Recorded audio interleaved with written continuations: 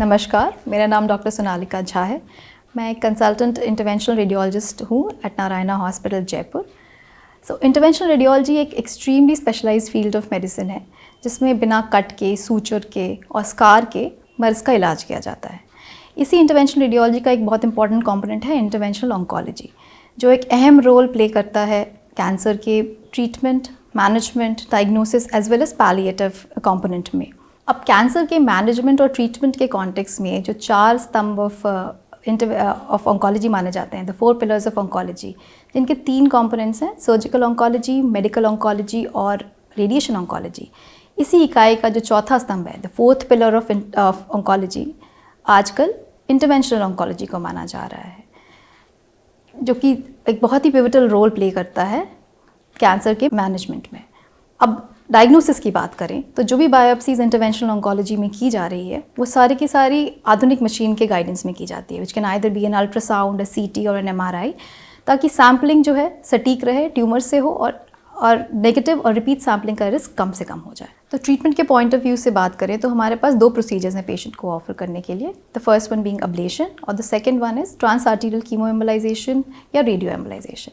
अब अब्लेशन में क्या होता है कि इसमें हम इमेज गाइडेंस में एक पतली सी नीडल से ट्यूमर को टारगेट करते हैं और रेडियो फ्रीक्वेंसी या माइक्रोवेव द्वारा उस ट्यूमर को जला देते हैं ताकि ट्यूमरल नेक्रोसिस हो जाए।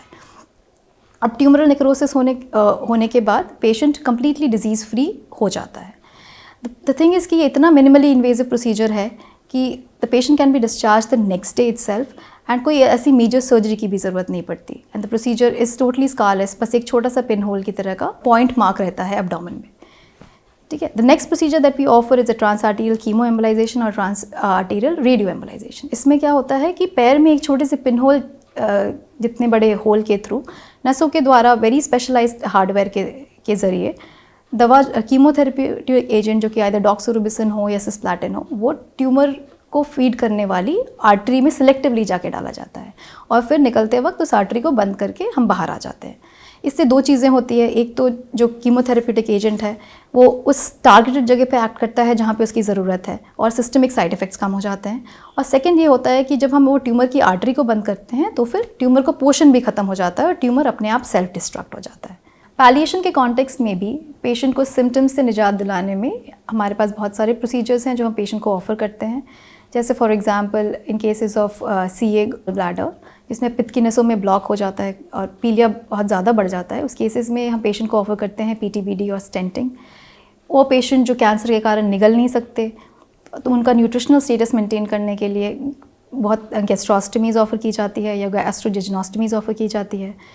पेशेंट्स ऑफ ब्लैडर कैंसर या पेशेंट्स ऑफ प्रोस्टेट कैंसर जिनके केसेस में यूरिन में रुकावट आ जाती है, उनके केसेस में PCN जो कि परक्यूटेनियस नेफ्रोस्टमी होती है या फिर सुप्राप्यूबिक सिस्टोस्टमीज़ की जा सकती है to relieve the pressure on the collecting systems. Moving on to cancer related pain. अब कैंसर रिलेटेड पेन एक बहुत बड़ी प्रॉब्लम है सारे कैंसर पेशेंट्स में। इन केसेस में targeted image guided nerve blocks बहुत ही ज़्यादा रिस्पाइट देती है पेशेंट को और patient on table significant reduction in pain notice करता है। इनफैक्ट मेडिकल ऑन्कोलॉजी में जो दवाइयाँ प्रिस्क्राइब की जाती है कैंसर के मैनेजमेंट के लिए, वो उनके लिए जो स्पेशलाइज्ड लाइंस होती है जैसे पिक लाइन, हिकमैन कैथेटर और कीमोपोर्ट्स, ये भी इमेज गाइडेंस में ही प्लेस की जाती है और इसकी भी रिस्पॉन्सिबिलिटी इंटरवेंशनल ऑन्कोलॉजिस्ट की ही होती है। सो आज के इस वीडियो का जो मेन इंटेंशन था आप लोगों को सेंसिटाइज करने का towards the role of intervention oncology and intervention radiology and minimally invasive interventions in the field of cancer care, both as a tool for diagnosis, treatment as well as palliation. Thank you very much.